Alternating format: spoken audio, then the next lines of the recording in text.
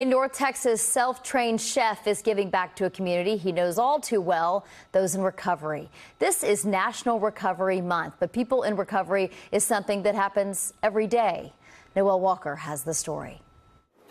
I think food has become my love language for me. Bright colors and bold flavors envelop the kitchen at Mike McCoy's Allen home like a warm hug. It puts me at peace to create something that I can give to someone else that there's nothing at all they can do for me. This is beautiful. Mike's recipe for success started with losing everything to addiction. So for 10 months I lived in my car, and some nights I ate saltine crackers for dinner. I got baptized on Easter Sunday in 18, and 7 days later I woke up sober, and I knew I'd never have a drink or a drug again. He started Chef to the Shelters nonprofit. We're going exactly at the pace that God wants us to go at. Making meals for the lists of shelters and recovery homes that wallpaper his kitchen. Why shouldn't they have a meal that speaks of dignity and respect? That's it. It's that simple. Mike cooks for 36 organizations. His mission of service started with the Dallas 24-Hour Club, commonly called the 2-4. We are known as the last house on the block. We are known as the last option. Here, food is an important part of recovery. And he cooks meals. He cooks meals for all of our 140 residents and community members on holidays and on just a random Monday or Wednesday night sometimes. That's how he supports the 2-4. Giving his time. Like, you can't write me a check for that. I mean, when I get to see the miracle happen, it's just like, man, this is so cool.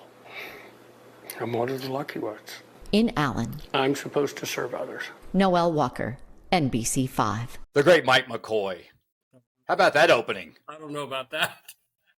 The infamous Mike McCoy. I tell you what, the other M2.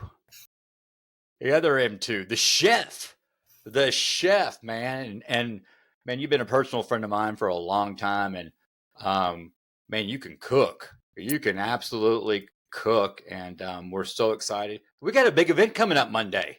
We do. J&R Manufacturing, Offset Smokers. They're Pitmasters Golf Tournament. It's never been done before. We're a group of pitmasters from across the country come in, and it's for a good charity. It's a charity I know fairly well, Chef to the Shelters. Chef to the Shelters. And so Ryan Higgins, who is I spoke to on the phone, and thank you for setting me up. I'll be emceeing the event this Monday, and in the description we'll have all the links to the golf tournament, and if you can't make the golf tournament, how you can donate to Chef to the Shelters, which is your nonprofit, to support what you're doing. But this Monday, we're playing golf and I'm coming out of retirement. Oh boy. That's good. I'm not. We're there to have a lot of fun for a great cause, and we appreciate Ryan Higgins and his company for what they're doing and what how'd y'all meet? How'd that happen? It was interesting. We have a mutual friend, Dante Ramirez, and I know Dante through my best friend of 30 years. His family knows him. And so it was somewhere last November, Dante had been kind of hinting around because I'd been leaning on Dante every now and then to, smoke 1,000 pounds of meat off the books. We would buy it, but we needed somewhere to smoke it. And finally he said, I want to introduce you to Ryan Higgins at J&R. And so we did. I remember we went over there with 980 pounds of turkeys for Thanksgiving last year. And Ryan and I got an opportunity to talk a little bit. He got to learn about my story, and he wanted to become involved. And they've become just, not only has he become a really good friend, but just a great organization that helps us, when we need that bulk smoking. Well, I mean, cooking is always been a passion of yours. You've been on the show before a couple of years ago. It was a great show, but you've turned it into your life now. And tell everyone that's listening and watching. And by the way, make sure you subscribe, and so you can follow all of our shows. But tell us about what you do, your nonprofit, because it's incredible. It's crazy. I didn't really set out to become a chef. There's in a lot of ways I don't consider myself a chef. I have a lot of chefs that are in the industry that have given me that term, and I don't take it lightly. But in my story, I'm 6.5 years sober now by the grace of God, and I'm really, really we're going to get into that. I know I'm fortunate you and I get to travel down that road together. But I lived in my car for about 10 months in my first year of sobriety. And I had used to have all the things, planes and cars and vacations and homes. Yeah, you did. Homes and anyway, that 10 months that I lived in my car, it was really interesting because you took a guy that used to be able to go to any steakhouse in any state, jump on a plane and go, to all of a sudden I'm eating saltine crackers in my car. But I thought that was what sobriety was. I didn't know about sober living homes. I didn't know about sober transition homes. All I knew was I woke up the morning of April 8th, a week after getting baptized, and I woke up sober. And so I thought that's what sobriety was. So fast forward kind of back into the 2019, I'd gotten back in corporate America. I'm making bunches of money again, and I wanted to give back. So I called old Tim Grigsby down at the 24-Hour Club. And Tim very yes, and 24-Hour Club. I do a great Tim Grigsby imitation. I'm gonna do it for you too, because Come on. I called him, and so at the time Tim didn't know me, nor should he, and I didn't know him. Someone had given me his name, and I called him up and I said, "Hey, yeah, Tim, my name's Mike McCoy, and I'd like to cook for the residents on Thanksgiving." And this is 2019. This is the summer of 19.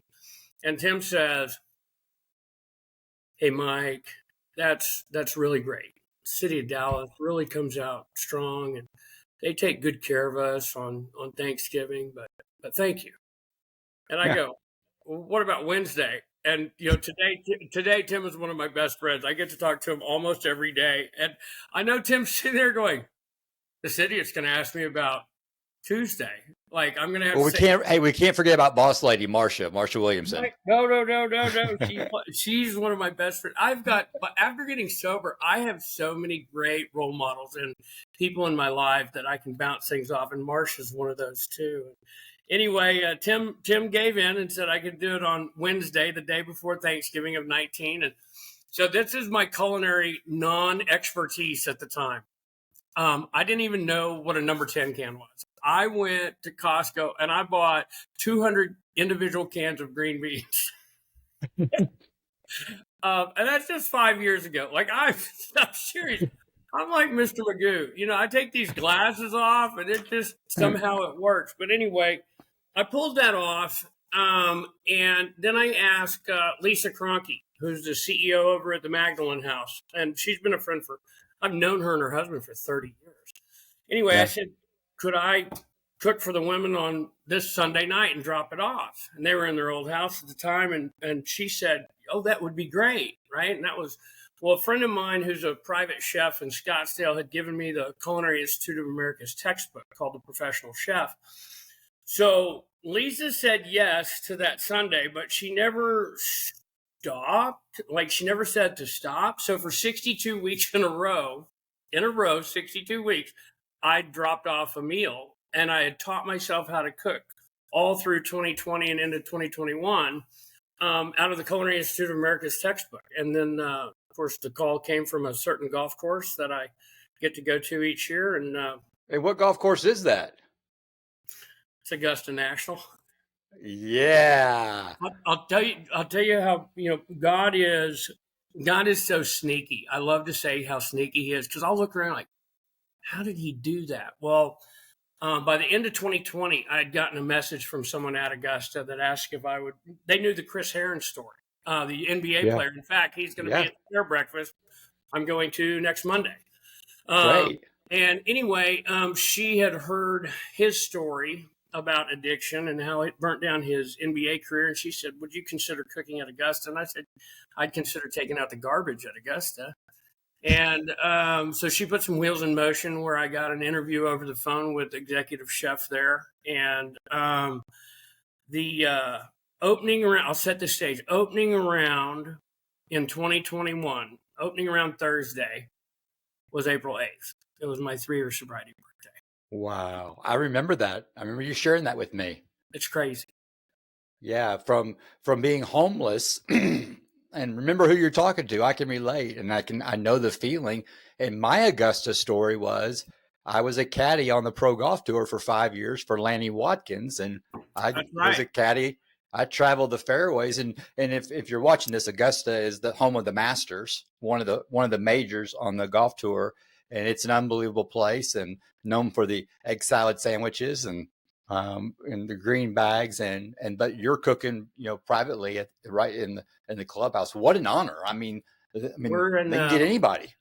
well, that was the funny thing. I get through this interview with exec chef Roberto, and he said, "Okay, you're on the team." And I said, "You do know I've never been in a commercial kitchen in my life." And chef just he goes, "You're going to be fine." And he goes, you're in Berkman's place. We cook for the members." And I'm like on the other end of the phone going, "This is not a good idea.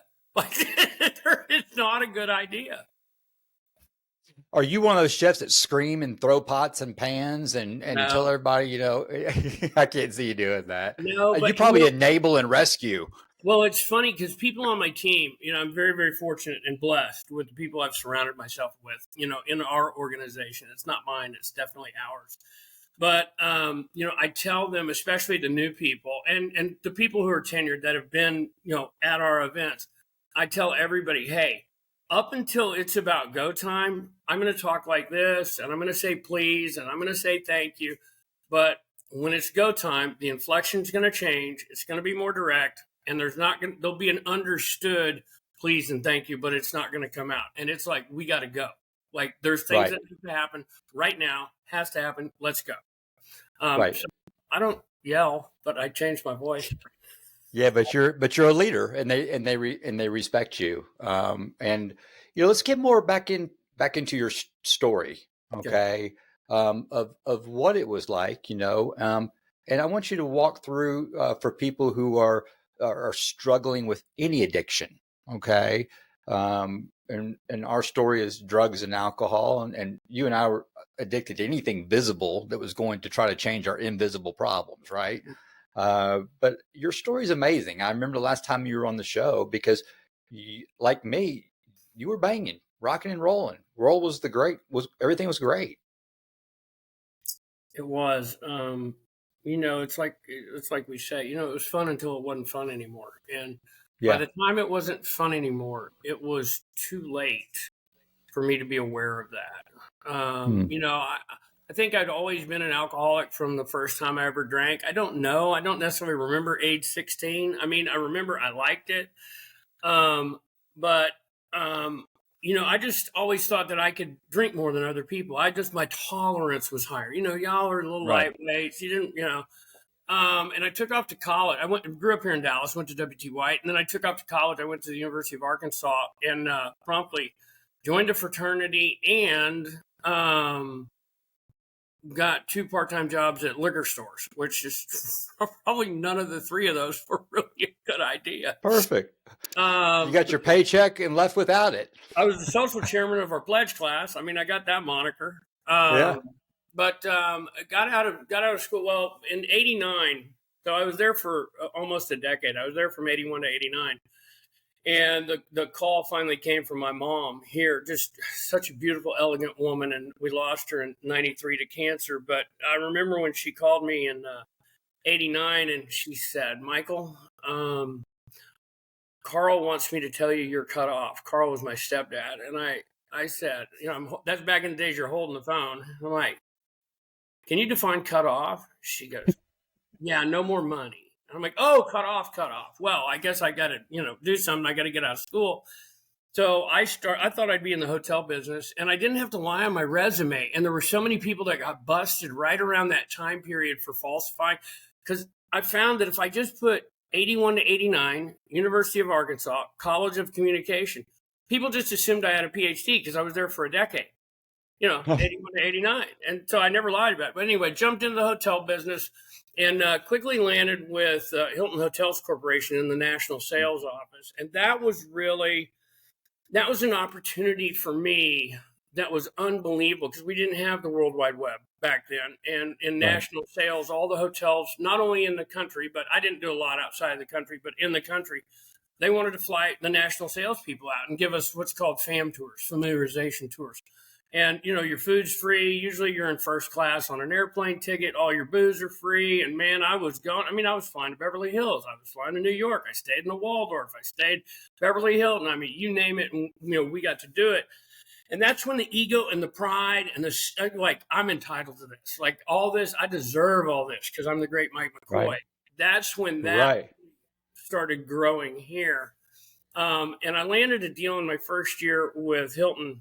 And it was a big deal. It was 33,000 room nights in one booking, and over a course of 3 years. But that got me noticed by some people in Beverly Hills, where the corporate office was, and I wound up going out to Beverly Hills. And I remember, when I got there, part of my deal was I would live in the hotel for 11 months. I lived in the Beverly Hilton for 11 months.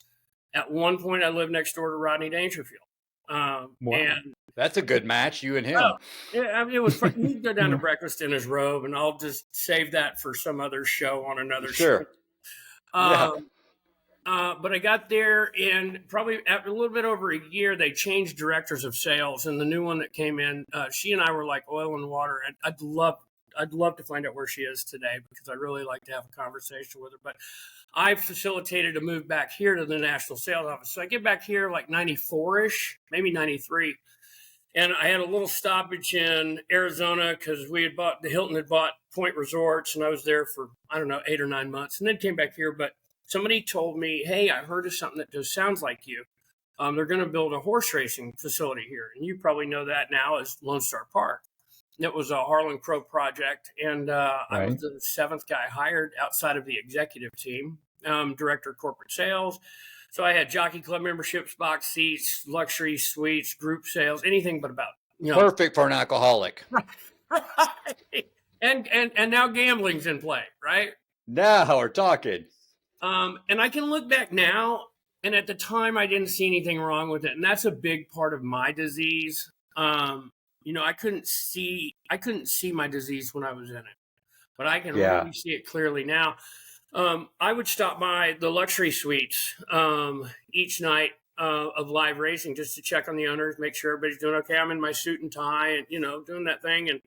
And pretty soon, horse racing people, it was a fun venue. It was a fun event. People would say, hey, you want a drink? And so all of a sudden I'm having 20 to 30 drinks while I'm at work. And then I'm driving. Thank you for being honest. Because our favorite number's 2. Right. How much do you drink? 2. I don't know. In a minute. Right. But then I was driving all the way back from Grand Prairie to Bent Tree. And, I'm very grateful to a very wonderful God that kept me out of probably a lot of stuff, including car wrecks and hurting people. But anyway, I had met the guys from the Dallas Stars while I was at Lone Star Park, and we became really good friends. And then Disney at the time, we opened Lone Star Park in 97. So this is probably towards the latter part of 98. And Disney was looking for a new director of sales because they owned at the time the Anaheim Ducks and the Anaheim Angels. Gotcha. I remember that. So they called the Stars and some guys over at the Stars, my buddies. They told me, hey, you ought to interview Mike McCoy, blah, blah. They did. And I ended up taking the gig. I go back out to Southern California. And I'm really not a Southern California guy. I'm like a mountain. You give me a pair of skis, see ya. I'm good. But I'm not a beach.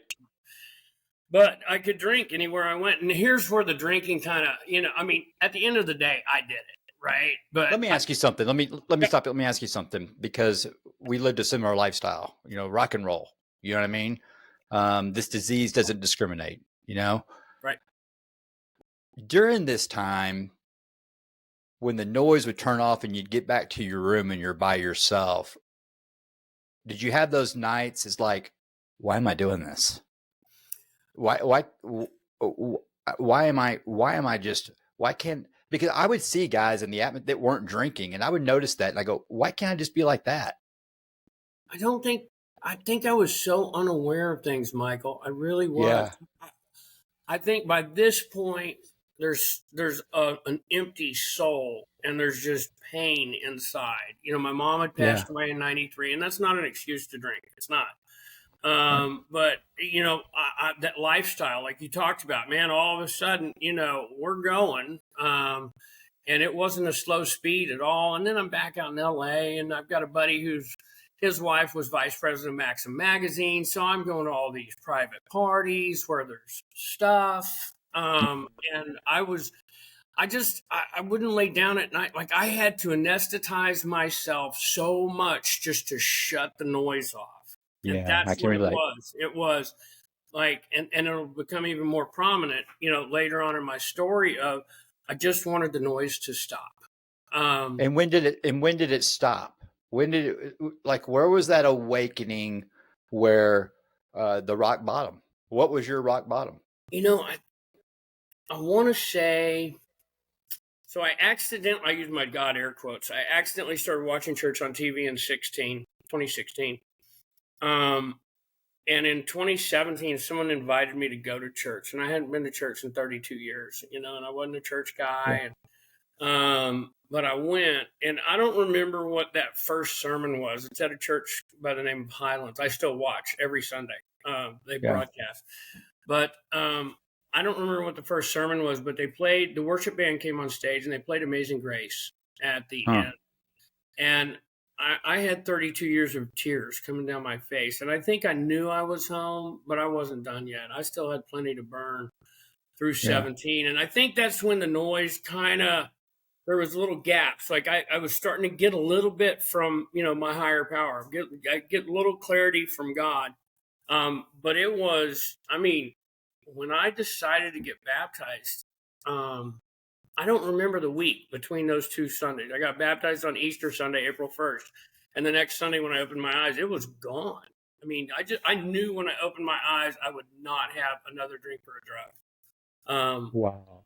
And by the grace of God, I haven't. I couldn't have. I make my God jokes. I'm like, I remember looking up funny one day going, so we're cooking now? Like, that wasn't in my outlook. Like, I didn't see that. Yeah, like what I'm doing today. I had no idea. It's just like I still say it.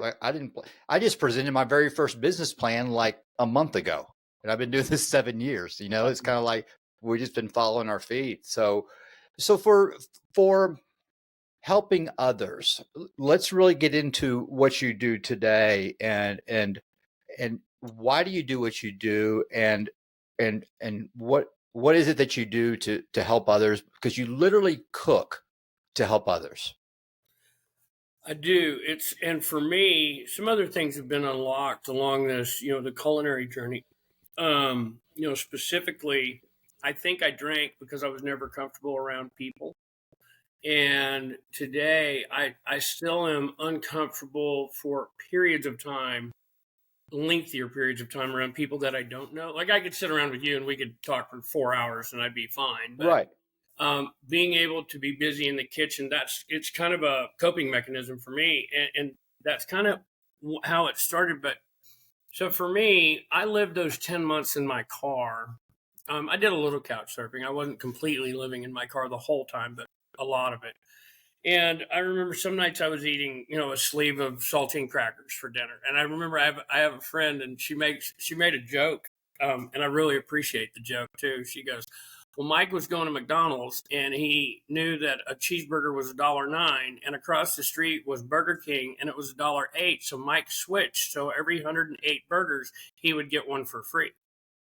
And that's how God was changing the lenses on my glasses of how I see the world. So here's a guy, we used to fly private, and we did summers in Carmel. We had 4 houses. I had 4 Porsches, just vomit of things. And those things, I could never, drink, drug, or buy my way into the happiness that's coming. But I remember about 8 months sober, I was living in a vacant house in Wichita, Kansas, which I think to somebody would probably sound like it was bad or rock bottom. It's literally one of my favorite nights of my entire life because I smiled. And I sat there and I went, this is a feeling that I tried to drink, drug, and buy my way to get. And I'm smiling, and it didn't cost me a thing. And I have everything by not having anything, if that makes sense. Yes. Cooking thing. So, after I get back here, I get back in corporate America, and, the thing with Tim takes place, and I got the Culinary Institute of America's textbook, and I'm finding that I have a passion for it. I have a passion for, and I have a palate, I think, that, that same friend that gave me that culinary textbook, he said, Mike, you got the flavor profiles down now. Now you start plating. Now you start making it look pretty. And then all of a sudden, in my my second year of sobriety, because I'm back here and cooking, I'm like, well, if men and women are doing all the right things, if they're getting UA tested, they're going to meetings, they got to get a job, on and on and on, and they're trying to get their life back, why can't they have manicotti? Why can't they have prime filet? Why can't they have name any food you want? And that's really how this thing started. And it was not a plan. I picked up 2 other VP roles, 2 other companies. I'm VP of 3 companies at the same time. I'm making 3 6-figure salaries. And I'm like, okay, we're cooking, we're having fun. And then all of a sudden, a man sat me down that owned one of the 3 companies I was with at lunch. I'll never forget. And he goes, Mike, I see your passion's not with us. We see your passion's not with us. And it's not with Capital Title. It's not with the other company. He goes, you're being called for a ministry. And I looked at him and I go, Glenn, I'm the farthest cat from having a ministry you'll ever meet. And he just Right. And he goes, that's who he calls. And I'm like, oh, this is not a good idea. I say that all the time. This is not a good idea. I can relate.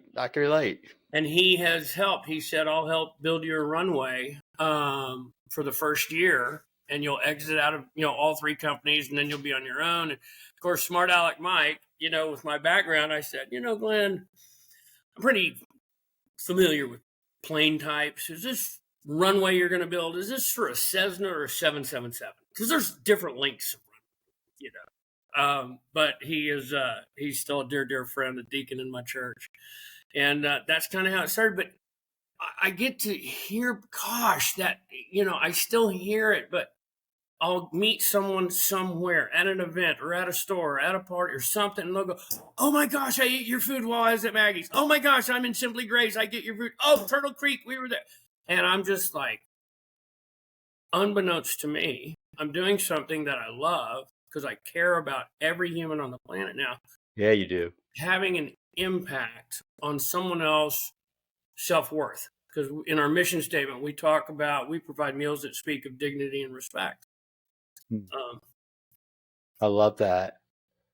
For the one who's suffering right now, okay, that's watching this and is trying to quit drinking or doing drugs or any addictive behavior that has their life unmanageable, what do you suggest? Talk to God. Yeah, but I don't believe in God. What do I don't believe in God. So what do I do? I'm role playing with you. Right. Okay. Well, Michael, you know me enough, right? Do you believe that I believe? Do you believe that I believe in my God? Let me loan you my God. Why don't you just borrow mine for the beginning? Okay. And see where that goes. I'll never forget a man that was mentoring me early on. He told me to get on my knees and pray. And I'm like, I don't know how to do that. And he goes, get on your knees and pray. I mean, self-explanatory. And I said, I don't know the these and the thous. And this man, he goes, talk to him like you're talking to me, but you're on your knees. And was how my communication started. Like, nobody ever told me God could be my best friend. Like, I'm the farthest cat away from God that you could possibly. I'll tell you who I am. I'm Jonah. Okay, I'm Jonah when God says go to Nineveh, and Jonah goes, no problem.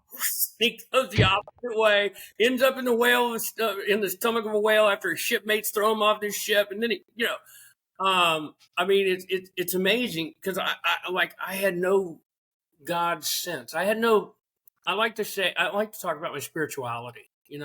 I don't really think it's religion. I think it's spirituality because now I have this guy that I lean on, that I talk to him all day. I'm like, and I have that white Passat, right? It's the car I got sober in. It's the car I lived in. It's 2013. So I'm the modern day John Denver, and there's George Burns out there as Oh God somewhere. And I just drive around talking to him.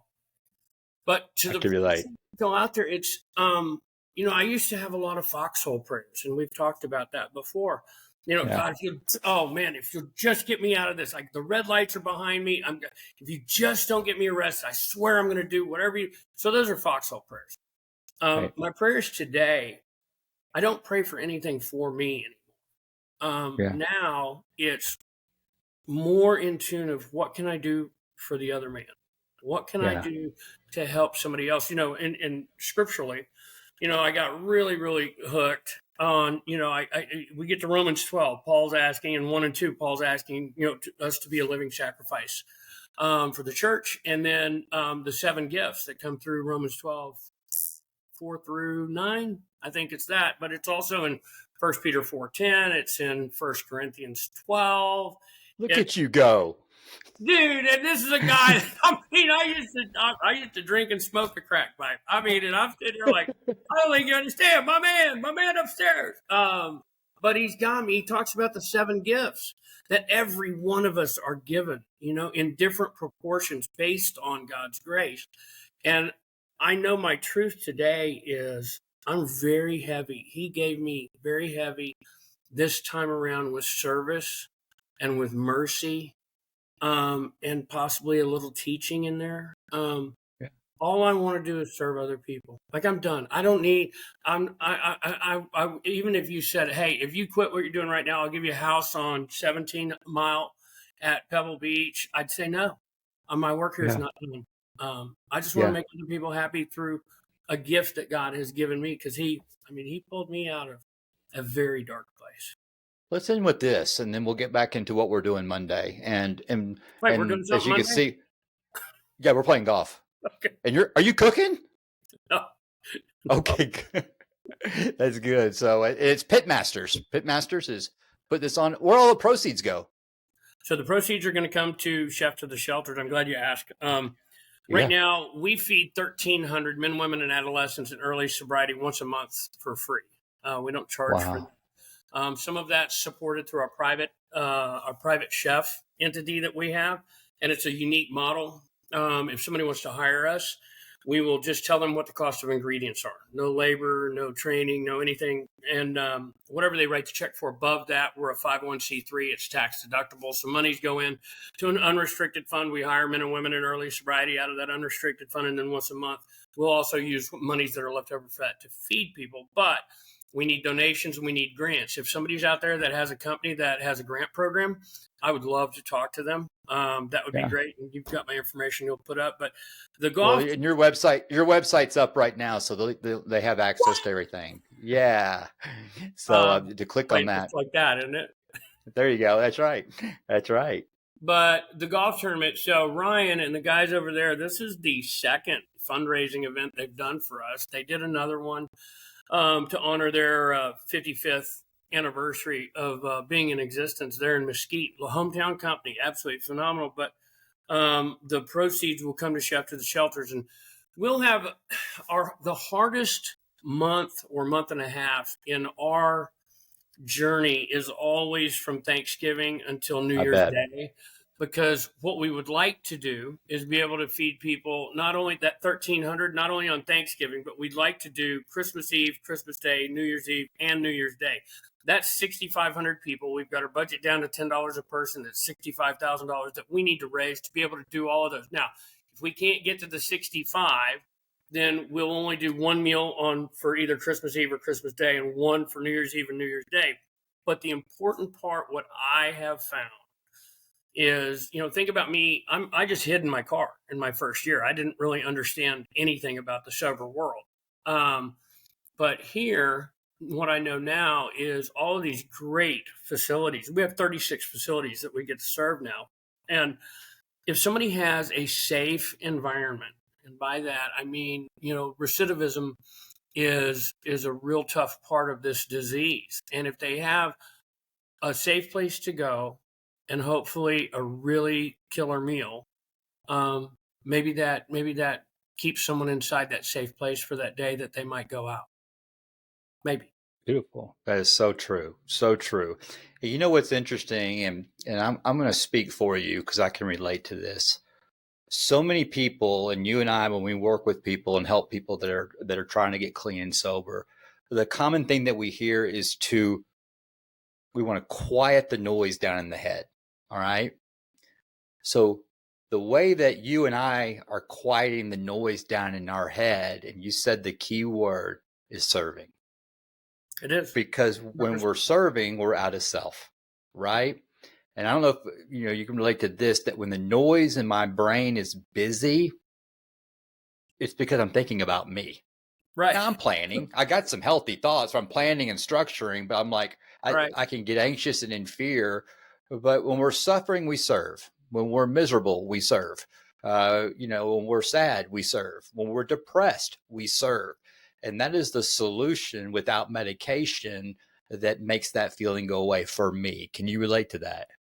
I can, and I'll add something to it. And it when I turned 5 years sober, it was in 23. I remember somebody came up from Dallas to a celebration that was for me up here. And I remember I walked out of the church and they were standing there on the curb and said, "What are you doing?" They said, "Well, we're waiting for an Uber to take it." And I'm like, "You all Ubered all the way up here for my party and you're Ubering back?" No, I'm going to drive you. It's 45 minutes each way. It's late on a Friday night. Didn't want to do it. Terribly inconvenient. But I was like, no, they came. I'm going to do this. I drive them all the way down to Dallas. It's not that far, but right. But I drive them down to Dallas and drop them off at their place, and I get back up here, and that's where this next phrase has come from. Anything I have ever done that I have deemed an inconvenience to me, that I have done, has turned out to be one of the most beautiful moments that I get to have, and I get to have them. I don't have to have them. Wow. What a great way to end the show. Also, we drove further for dope. Right. Wait. We can't end without a dad joke. Okay, here we go. Ready? All right. Come on, in with that. All right. What was Beethoven's favorite fruit? Fruit. Mm-hmm. What his favorite fruit? I don't know. Banana. One more. You got another one. You always got jokes. All right. How does NASA organize a party? How? They plan it.